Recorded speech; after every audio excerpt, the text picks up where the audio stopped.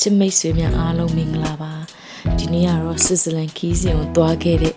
အတွေ့အကြုံလေးတွေနဲ့ပတ်သက်ပြီးတော့ review လေးပေးချင်လို့ပါရောက်ချင်းပဲဒီဘူတာမှာပေါ့နော်ဒီ regional နဲ့ international ဒီ station ကြီးကတော့ amazing ဖြစ်စေပါတယ်လို့ international line တွေပေါ့နော်အဲ့ line တွေရထား line တွေအတွက်ကျတော့သူ့မှာဒီ platform တွေလည်းပိုများတာတွေ့ရတယ်ကိုသုံးသပ်မိတာကတော့ tourism အလေးပေးတယ်လို့ကိုပုံမြင်မိပါတယ်သူတို့ transportation တွေအနေနဲ့ကြတော့ဒီ tram တွေ bus တွေ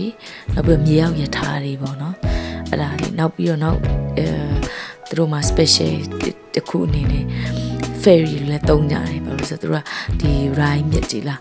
အဲ့ဒါကြီးကိုသူတို့ကပတ်ပြီးတော့မြို့တိဆောက်ထားတဲ့အတွက်ကြောင့်မို့နောက် train တွေကလည်းအရင် busy ဖြစ်တဲ့အတွက်ကြောင့်မလို့လေminute တွေသူတို့အချိန်တွေ second တွေမလက်ပေါ့အချိန်မှန်နဲ့သူတို့ပြေးဆွဲရတယ်ပေါ့နည်းနည်းလေးများ minute second တွေလွဲချော်သွားရင်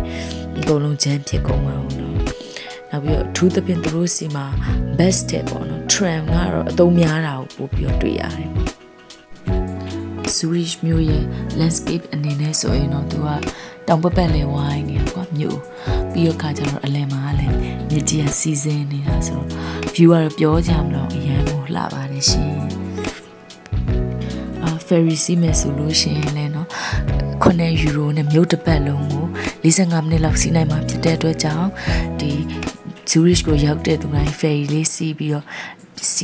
ဒီမြို့ကြည့်ဖို့အတွက်အကြံပေးလိုက်ပါရစေ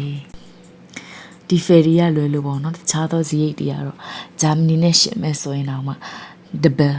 နှစ်ဆအရန်ကိုဇိတ်ကြီးတဲ့နိုင်ငံတစ်ခုလို့ပြောကြပါတယ်နော်ဘာပဲဖြစ်ဖြစ်သူ့ရဲ့လှပတဲ့ရှုခင်းနေသူ့ရဲ့ဒီ transportation နေနောက်ပြီးတန်ရှင်းတက်ရမှုတွေအဲ့ဒါကြီးနဲ့သွားလေရတာကိုရဲ့စိတ်ကျဉ်းမှုရရှိစေမှာပါနော်အားလုံးပဲအဆုံးထိကြည့်ရှုပေးလို့ကျေးဇူးအများကြီးတင်ပါတယ်ဒီဗီဒီယိုလေးနဲ့ပတ်သက်ပြီးတော့ထပ်မံဖြည့်ဆွတ်ချင်တာလေးရှင်လည်း comment မှာအကြံဉာဏ်လေးပေးသွားလို့ရပါတယ်ရှင်